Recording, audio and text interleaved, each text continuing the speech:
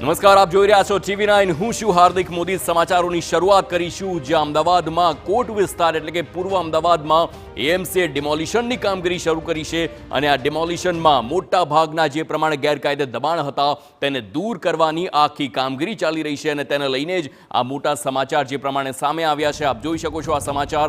AMC દ્વારા ડિમોલિશનની કામગીરી હાથ ધરવામાં આવી છે અને રાયખડ વિસ્તારમાં આવેલી સલમાન એવેન્યુને તોડવાની કામગીરી શરૂ કરવામાં આવી છે. 15 મીટરની મંજૂરી લઈ 22 મીટર બાંધકામ કરાતા એએમસીએ કાર્યવાહી કરી છે. તો અગાઉ પણ લીગલ કમિટી બાદ અરેસ્ટ કમિટીમાં પણ ચર્ચાયો હતો આ મુદ્દો.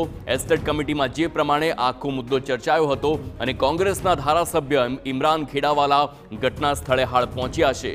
તો ગેરકાયદે અને રજા ચિઠ્ઠી વગરના બાંધકામ સામે કાર્યવાહીના અપાયા છે આદેશ અને ત્યારબાદ આ કાર્યવાહી થઈ રહી છે.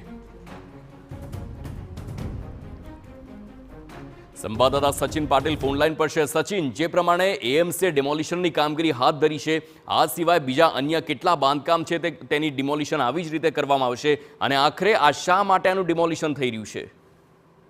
હાર્દિક, જે પ્રકારે આ બિલ્ડિંગ છે એ બિલ્ડિંગમાં અલગ અલગ જે એસ્ટેટ કમિટીની બેઠક બેસતી હોય છે ને એમાં જે નિર્ણય લેવાતા હોય છે એમાં કેટલીક જે આવી રીતના ઇલીગલ મતલબ જે કન્સ્ટ્રક્શન થયું હોય તો એવી બિલ્ડિંગો સામે કાર્યવાહી કરવા માટેની જે પ્રક્રિયા છે પ્રક્રિયા હાથ ધરવાની વાત કરવામાં આવી હતી અને મીટિંગમાં ચર્ચા હાથ ધરવામાં આવી હતી. ત્યારે જે શહેરના કોટ વિસ્તારની એએમસીની જે કાર્યવાહી છે આ મોટી કાર્યવાહી અહીંયા કહી શકાય છે. રાયગઢ વિસ્તારમાં આવેલી આ જે સલમાન એવેન્યુ છે, સલમાન એવેન્યુમાં 15 મીટર બાંધકામની મંજૂરી જે આ બિલ્ડિંગને મળી હતી એના જગ્યા ઉપર 22 મીટરનું બાંધકામ કરાયું હોવાનું એએમસીના ધ્યાનમાં આવ્યું હતું અને એ ધ્યાનમાં આવતા લીગલ કમિટી છે એમના દ્વારા એસ્ટેટ કમિટીમાં મુદ્દા ચર્ચાવવામાં આવ્યો હતો અને ત્યારબાદ જે છે કાર્યવાહી શરૂ કરવામાં આવી. પરંતુ કોંગ્રેસના જે ધારાસભ્ય છે ઇમરાન ખેડાવાલા એ અત્યારે ત્યાં પહોંચ્યા છે. સિવાય અન્ય જે નેતાઓ છે એ પણ ત્યાં પહોંચ્યા છે કારણ કે આ જે કન્સ્ટ્રક્શન છે કન્સ્ટ્રક્શન રજા ચિઠ્ઠી માટેનું વગરનું જે બાંધકામ છે એના માટેનું જે છે ત્યારે એ મામલે આ જે કાર્યવાહી છે કાર્યવાહી હાથ ધરવામાં આવી રહી છે. પરંતુ સાથે જ સાથે ત્યાં આ બાબતનો વિરોધ પણ થઈ રહ્યો છે અને એક સ્થાનિક જે મહિલા છે એમની તબિયત લથડતા એમને હોસ્પિટલ પણ ખસેડવામાં આવ્યા છે. અત્યારે હાલ ત્યાં જે ડિમોલિશનની પ્રોસેસ ચાલુ છે અને સાથે જ સાથે જે વિરોધ છે વિરોધ પણ અત્યારે ચાલી રહ્યો છે. એટલે પરિસ્થિતિ હવે ક્યાં આગળ જઈને અટકશે એ જોવાનું મહત્વનું રહેશે. પરંતુ આ જે કાર્યવાહી છે કાર્યવાહી ને લઈને વિરોધ પક્ષનું શું કહેવું છે એ પણ એટલું જ મહત્વનું છે અને આ જે કામગીરી છે એ કામગીરી સડન શરૂ કરવામાં આવી છે કે પ્રોપર પ્રાયર નોટિસ સાથે શરૂ કરવામાં આવી છે. આ બધી બાબતો જે છે એ અત્યારે ચર્ચાનો વિષય છે. સચિન, સવાલ એ થાય છે કે જ્યારે અગાઉ પણ નોટિસ આપવામાં આવી હતી આ ગેરકાયદે બાંધકામને લઈને, તો આ વિરોધ શા માટે થઈ રહ્યો છે? શું કોઈએ મકાન ખાલી નહોતા કર્યા?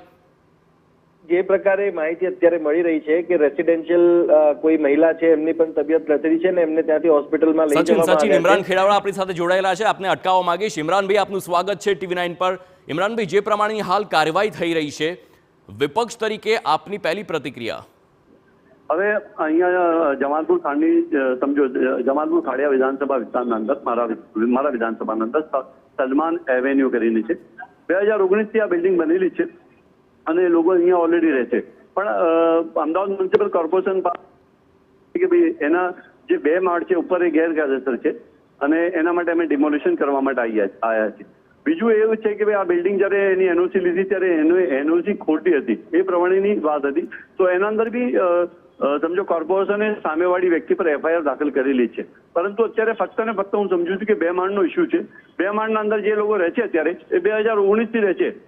એટલે મારી રજૂઆત કોર્પોરેશનને એ જ હતી કે તમે આ બિલ્ડિંગ બની જાય છે પછી તમે તોડવા માટે આવો છો, જ્યારે પહેલાથી તમારે બધું આ રોકવું જોઈએ. તમારા અધિકારીઓની મિલીભગતથી બધું આ થાય અને પછી ડિમોલિશન કરવામાં આવે તો ગરીબ લોકોને જે મકાન ખરીદે છે તેને નુકસાન થાય છે. એક તરફ હું એ કહું છું કે તમે આપણે કાયદેસર બનાવવા માટે તમારે બાયલોસ સુધારવાની જરૂર છે. કોર્પોરેશનના અંદર જે નિયમો છે સુધારવાની જરૂર છે. હું વિધાનસભામાં બી રજૂઆત કરી ચૂક્યો છું કે મધ્ય ઝોનના અંદર તમે જે છે અહીંયા પ્રોટેક્ટેડ મોન્યુમેન્ટ આવેલા છે, ઘણા બધા ઐતિહાસિક મોન્યુમેન્ટ છે જેના કારણે પ્લાન મંજૂર નથી થતા. તો સરકારને કોર્પોરેશનને મારી વિનંતી છે કે અત્યારે લોકોએ ઇમ્પેક્ટ ફી ભરવી છે, પણ 18,000 થી 19,000 ફાઇલો મધ્ય ઝોનની અત્યારે પેન્ડિંગ પડી છે, તેનો કોઈ નિર્ણય સરકાર કે અધિકારીઓ કરી નથી શકતા.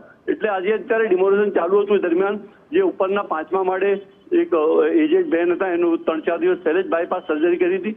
એની તબિયત ખરાબ થતા તેને હોસ્પિટલ લઈ ગયા છે. બિલકુલ ઇમરાનભાઈ, આપ TV9 સાથે જોડાયેલ તે બદલ ખૂબ ખૂબ આભાર. તો આ હતા ઇમરાન ખેડાવાલા, ધારાસભ્ય, અને તેમનું જે પ્રમાણેનું જણાવવું છે કે ઇમ્પેક્ટ ફીને લઈને પણ અગાઉ પણ વિવાદ સર્જાયો હતો અને તેમણે પણ આખો આ મુદ્દો છે તે વિધાનસભામાં ઉઠાવ્યો હતો. પરંતુ હાલ જે પ્રમાણે 15 મીટરની મંજૂરી અને ત્યારબાદ 22 મીટર સુધીનું જે કામકાજ થયું અને તેને લઈને જ હવે ડિમોલિશનની પ્રક્રિયા હાથ ધરવામાં આવી છે. આપને જણાવી દઈએ કે આ મકાનમાં 2019થી જ તે પરિવાર રહેતા હતા અને જ્યારે નોટિસ પાઠવવામાં આવી ત્યારે મકાન ખાલી નહોતું કરવામાં આવ્યું અને આખરે આજે આ ડિમોલિશનની કામગીરી જે પ્રમાણે હાથ ધરવામાં આવી છે ત્યારે સ્થાનિક લોકોએ પણ તેને લઈને વિરોધ નોંધાવ્યો છે. અને કારણ કે ચોક્કસથી જ્યારે ગેરકાયદે બાંધકામ હોય છે તો એક લટકતી તલવાર તો ચોક્કસથી કોઈના પણ માથે રહેતી હોય છે. ગમે ત્યારે આપના ઘરનું ઘર તૂટી શકે છે, તે પૂરેપૂરી શક્યતા છે અને આ મામલે પણ એ જ વસ્તુ જોવા મળી છે.